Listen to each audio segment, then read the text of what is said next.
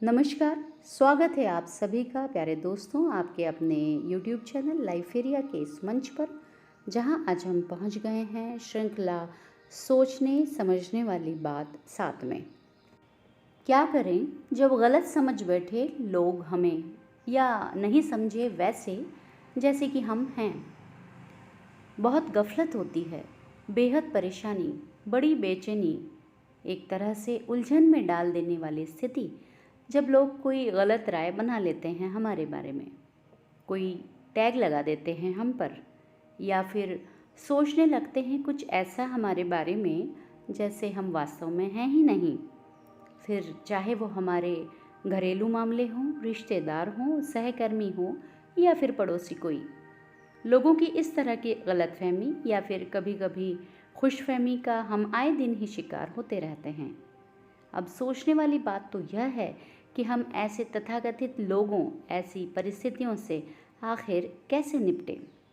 तो प्यारे दोस्तों, साथियों, ज़िंदगी की हज़ारों उलझनों में हमेशा ही ये मुमकिन भी नहीं होता कि हम ही लोगों को अपने बारे में ठीक वैसे समझा सके जैसे कि हम वास्तविक रूप में हैं। ये हमारे हाथों में हरगिज़ नहीं है कि हम ही तय कर लें कि लोग हमारे बारे में क्या सोचेंगे, क्या नहीं।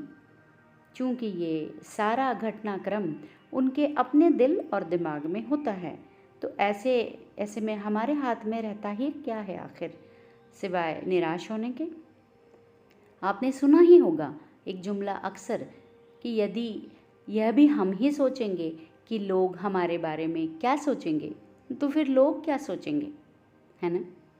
तो क्यों न ये सोचना छोड़कर आगे बढ़ा जाए कि लोग क्या सोचेंगे, क्योंकि लोग तो वही सोचेंगे जो वो सोच सकते हैं या फिर सोचना चाहते हैं, और हम ये कभी भी तय नहीं कर सकते कि वे क्या चाहेंगे।